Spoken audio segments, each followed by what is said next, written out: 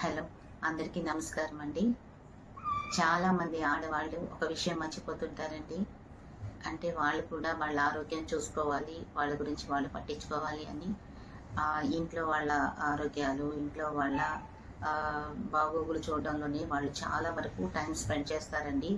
పిల్లల గురించి కంగారు పడుతూ, వర్రీ అవుతూ, టెన్షన్ అయిపోతూ, ఆ చిన్న పిల్లలైతే చిన్నప్పుడు చదువుల గురించి, పెద్ద అవుతుంటే పెద్ద చదువుల గురించి, లేదంటే అక్కడి నుంచి పెళ్లి వయసు వస్తే పెళ్లి గురించి, పెళ్ళయిన తర్వాత ఆ తర్వాత వచ్చే సమస్యల గురించి, ఇలా రకరకాలుగా.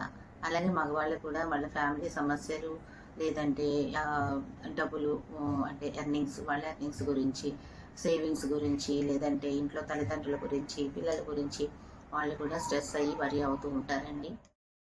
ఇలా కుటుంబ సభ్యుల గురించి ఎక్కువగా వర్రీ అవుతూ, టెన్షన్ అవుతూ, ఒక్కోసారి ఆడవాళ్ళైనా సరే, మగవాళ్ళైనా సరే వాళ్ళ ఆరోగ్యం గురించి పట్టించుకోకపోవడం, లేదంటే వాళ్ళ పర్సనల్ కేర్ తీసుకోకపోవడం ఇలా జరుగుతూ ఉంటుందండి. ఒకవేళ మగవాళ్ళు అలా చేసినా కూడా ఇంట్లో ఆడవాళ్ళు వాళ్ళ గురించి కేర్ తీసుకోగలరు. బట్ ఆడవాళ్ళు తమకు తాము తీసుకోకపోతేనే ప్రమాదం. ఎందుకంటే వాళ్ళే ఇంట్లో వాళ్ళందరి బాగోగులు చూడాలండి. ఏదైనా సరే ఆ ఇంటి ఇల్లాల దగ్గర నుండి స్టార్ట్ అవుతుంది. సో అది మీరు మర్చిపోయి మీ ఆరోగ్యాన్ని నెగ్లెక్ట్ చేసి, మీ పర్సనల్ కేర్ని పక్కన పెట్టి, మీ ఫ్యామిలీ మెంబర్స్ గురించి వర్రీ అయిపోతే తద్వారా మీకు రకరకాల జబ్బులు, అంటే హైపర్ టెన్షన్ అంటే బీపీ, షుగరు, లేదంటే ఇంకేదైనా క్రానిక్ ఇలా ఏదైనా జబ్బులు సంక్రమించే అవకాశం ఉంటుందండి. సో మీరు కూడా ఆలోచించాలి. ఈ వర్రీస్ ఇవన్నీ కూడా ఒకప్పటితో తీరేవి కాదు కాబట్టి మీరు వాటన్నిటిని కూడా ఒక ఆర్డర్లో పెట్టుకోండి. పనులన్నిటినీ ఆర్డర్లో పెట్టుకోండి. ఏదైనా సరే మీరు ఎలా చేయాలి అనేది నిర్ణయించుకోండి.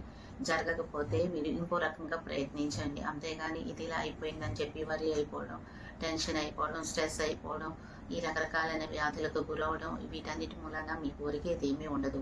తద్వారా మీ ఫ్యామిలీ మెంబర్స్ మీ గురించి వరి అయ్యి వాళ్ళ పనులన్నీ మానుకోవాల్సి వస్తుంది. సో మిమ్మల్ని గురించి మీరు కేర్ తీసుకోండి. మిమ్మల్ని మీరు ప్రేమించుకోండి. మీ ఫ్యామిలీ మెంబర్స్ అందరినీ ప్రేమించండి. దాని ద్వారా ఏమవుతుందంటే మీరు ఆరోగ్యంగా ఉంటే ఫ్యామిలీ మొత్తం ఆరోగ్యంగా ఉన్నట్లే లెక్క.